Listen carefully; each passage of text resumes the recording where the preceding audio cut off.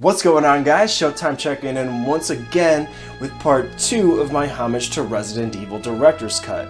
With Resident Evil 7 right around the corner and a remake of the second one in the works, it's no surprise that fans everywhere are rejoicing and expressing their excitement all over the internet.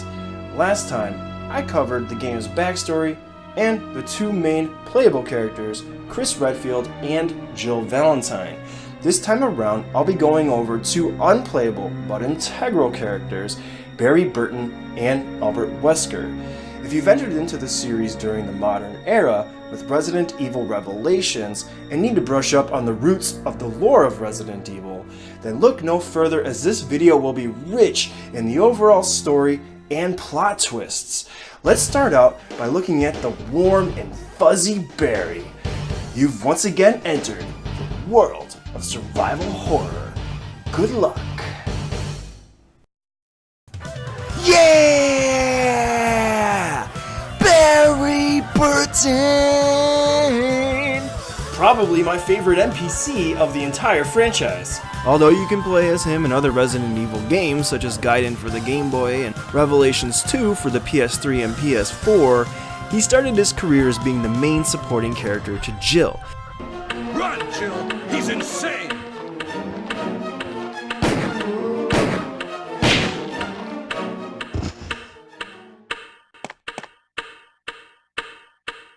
What the hell? Let's report this to Wesker. He is mostly known for people's favorite Jill sandwich scene. You know, the one when he saves Jill from a preeminent doom from the crushing ceiling above. What a swell guy.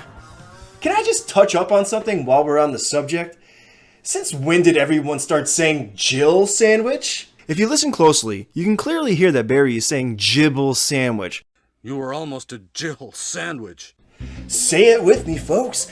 Jibble sandwich. Do people get stubborn and be like, well, since her name is Jill, it would just be better to change it to saying Jill instead of Jibble?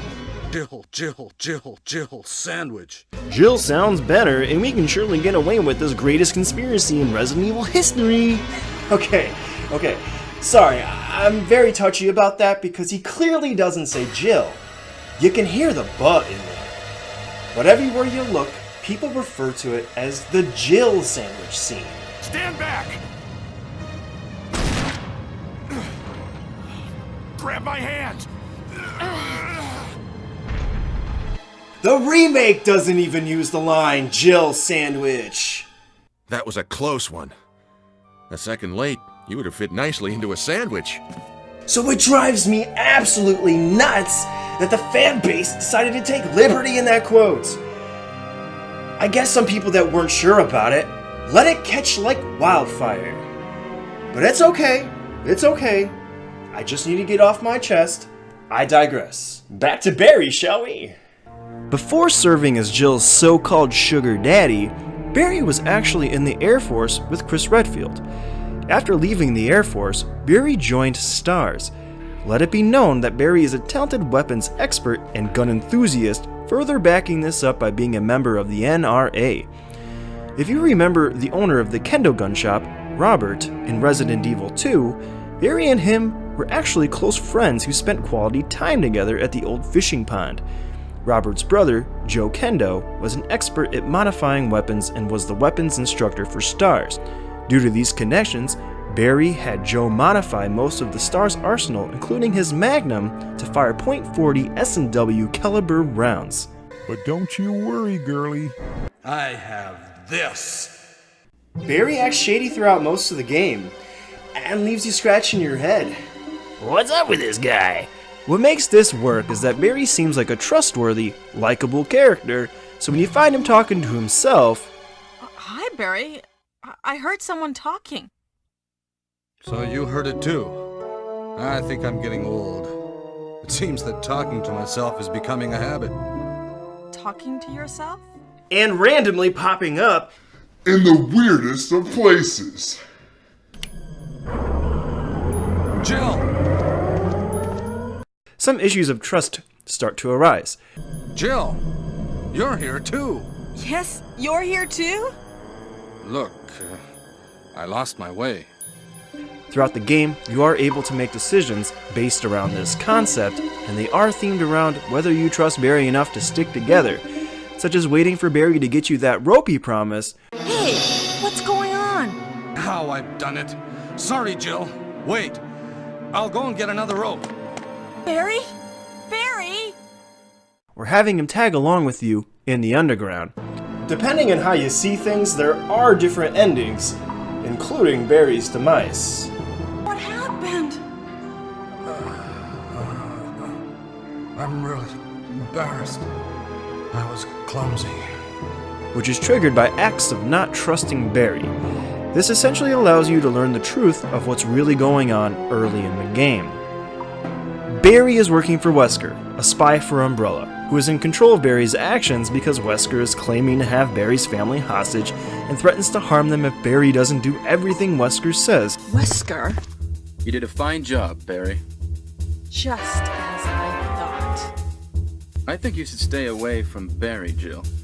I hear that his wife and 2 daughters will be in danger if he doesn't do everything I tell him to. Barry is just a pawn for Wesker and is not truly aligned with evil, and once Jill sees this, she is able to trust Barry once more.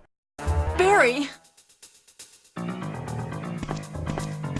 Other than the underground, Barry can die in the lab, where he explains to you the plot, but you can't take him with you for the best ending. It's you. Barry? I'm really embarrassed to see you now. Just leave me. Go quickly. In any scenario that Barry dies, he hands over his family photo with a note on the back addressed to Moira and Polly, Barry's 2 daughters. Please give this photo to my family. Will you? Sure. A little fun fact for you guys. Moira is actually a playable character in Resident Evil Revelations 2. You remember her, she's the one with the flashlight that nobody really wanted to play as. Forgive me, Jill.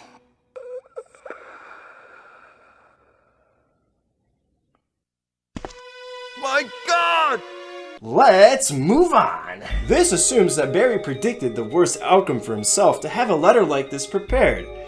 The best ending is achieved by making all the right moves and trusting Barry, because technically he's not truly evil, and this helps his conscience.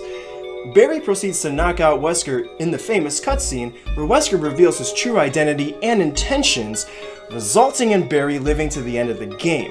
Better yet, I'm going to show you the tyrant.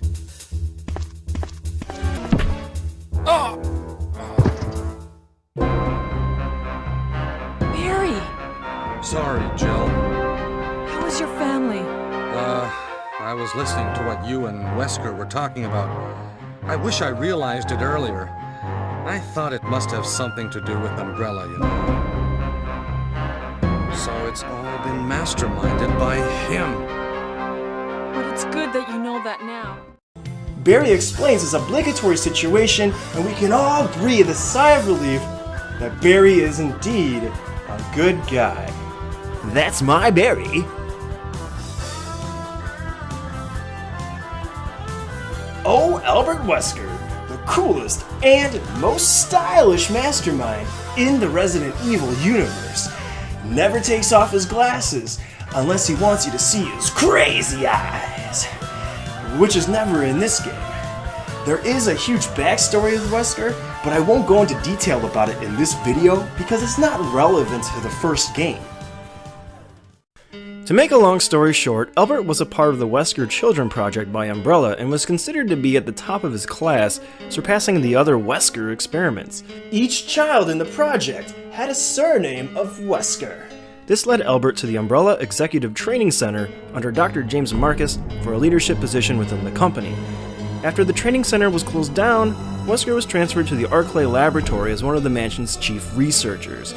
This is where Wesker was researching the T-virus, which inevitably led to the creation of the Tyrant. Wesker later joined STARS to be a double agent for Umbrella, leaking whatever information the Raccoon City Police Department had on the Arclay Laboratory experiments to Umbrella. This all preceded the mansion incident. After reports of people being slain in the woods, STAR's Bravo team was dispatched to investigate. Wesker used Bravo Team's invasion as an opportunity to gather battle data for the BOWs, an acronym for Bio-Organic Weapon, that were a part of the T-Virus experiments. Eventually, given that Wesker was the leader of the STARS Alpha Team, he and his unit came in shortly after Bravo Team's reluctance to communicate, setting worry to the rest of the STARS members. This brings us to the start of the game, where we see Wesker as being a leader for STARS with no actual idea that he's behind all of this. What a fucker! Throughout the game, the player might get fishy feelings that Wesker's up to something. Chris, you're alive. My words exactly. Where's Jill? Aren't you with Jill? I'm sorry. We were attacked by a strange monster. I lost track of her while we were scouting around. I hope she's okay. But it's never quite clear until the end when he holds you at gunpoint as he spills the beans on the entire conspiracy. Is this? That's right. This is the ultimate life form. Tyrant. Wesker's main mission was to eliminate the STARS unit and blackmail Barry Burton to ensure its fruition, as well as dispose of any evidence against Umbrella and their horrid experiments. Chris? Stop it. Wesker, you're pitiful. This is your savior? You say this failure is your savior? In the end, Wesker injected himself with the prototype virus before meeting up with Chris and Jill in the lab. You can make sure yourself whether Tyrant is a failure or not. After showing them the ultimate bioweapon, the Tyrant, he allowed it to kill him so the virus could resuscitate his body and be revived as a superhuman.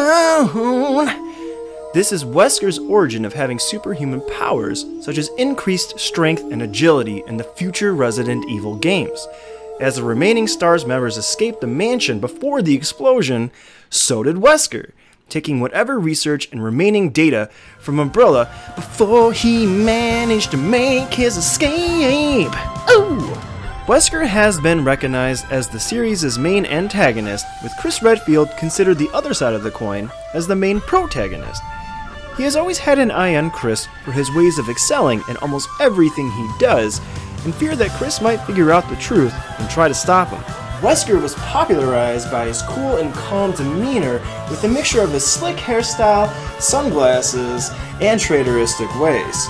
He is seen throughout the series further advancing the plot and agendas of Umbrella and his own means. A truly evil character and perhaps the mastermind of all that has happened in the world of Resident Evil. Wow guys, that sure was a mouthful. So now we know that Wesker is the main antagonist of the series, and Barry, well, quite the contraire.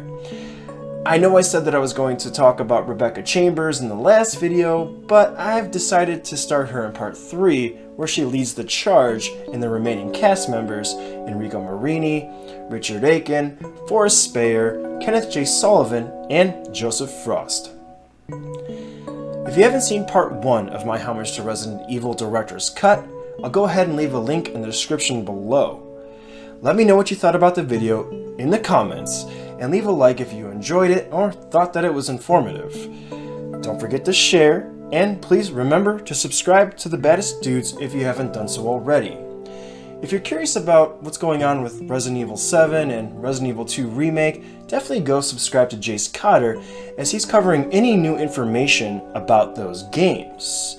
I'll go ahead and leave a link in the description as well.